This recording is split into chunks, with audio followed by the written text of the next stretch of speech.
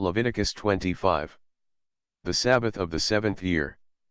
The Lord spoke to Moses on Mount Sinai and commanded him to give the following regulations to the people of Israel. When you enter the land that the Lord is giving you, you shall honor the Lord by not cultivating the land every 7th year.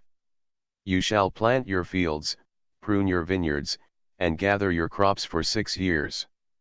But the 7th year is to be a year of complete rest for the land, a year dedicated to the Lord. Do not plant your fields or prune your vineyards.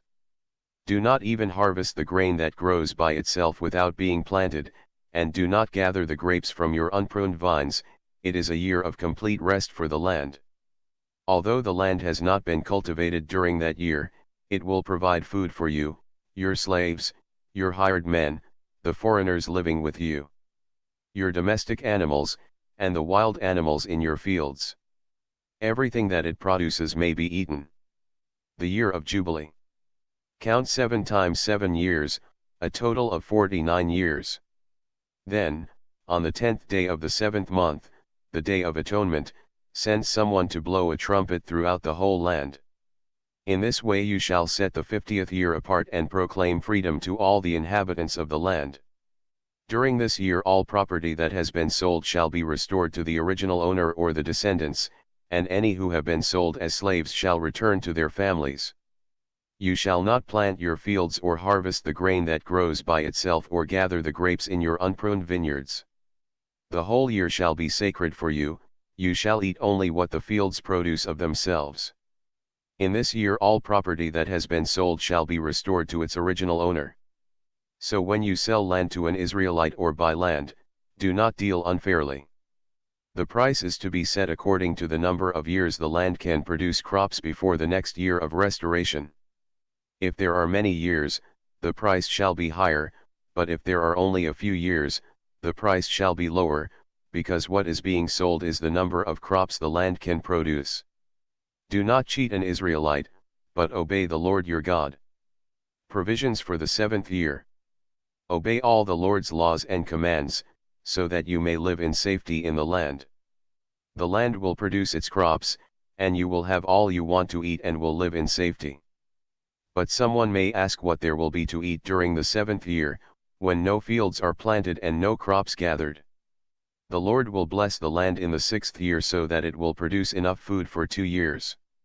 When you plant your fields in the 8th year, you will still be eating what you harvested during the 6th year, and you will have enough to eat until the crops you plant that year are harvested. Redemption of property. Your land must not be sold on a permanent basis, because you do not own it, it belongs to God, and you are like foreigners who are allowed to make use of it. When land is sold, the right of the original owner to buy it back must be recognized. If any of you Israelites become poor and are forced to sell your land, your closest relative is to buy it back. If you have no relative to buy it back, you may later become prosperous and have enough to buy it back yourself. In that case you must pay to the one who bought it a sum that will make up for the years remaining until the next year of restoration, when you would in any event recover your land. But if you do not have enough money to buy the land back, it remains under the control of the one who bought it until the next year of restoration. In that year it will be returned to its original owner.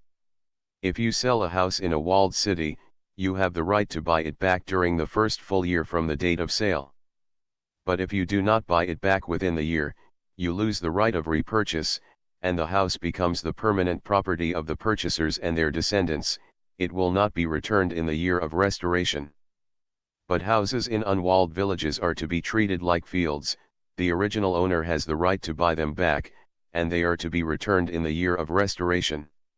However, Levites have the right to buy back at any time their property in the cities assigned to them.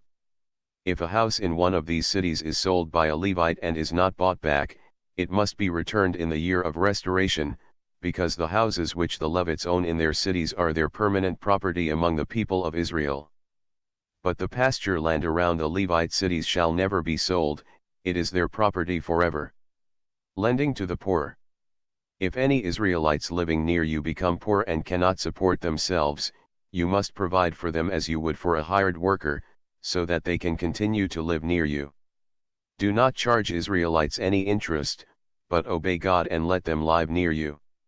Do not make them pay interest on the money you lend them, and do not make a profit on the food you sell them.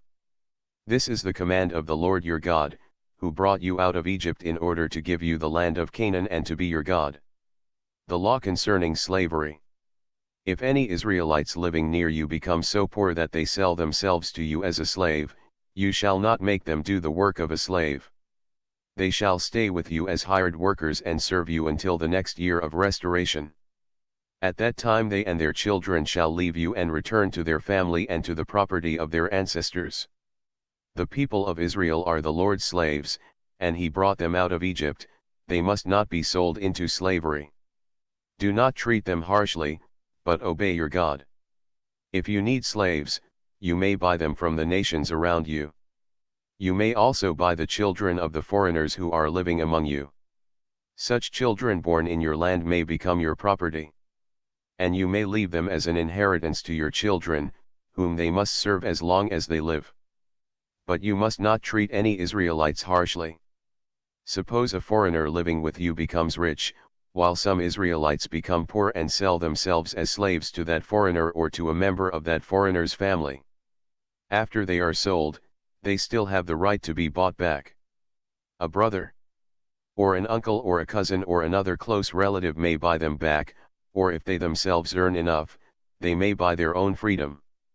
They must consult the one who bought them, and they must count the years from the time they sold themselves until the next year of restoration and must set the price for their release on the basis of the wages paid hired workers. They must refund a part of the purchase price according to the number of years left, as if they had been hired on an annual basis. Their master must not treat them harshly. If they are not set free in any of these ways, they and their children must be set free in the next year of restoration. Israelites cannot be permanent slaves, because the people of Israel are the Lord's slaves. He brought them out of Egypt. He is the Lord their God.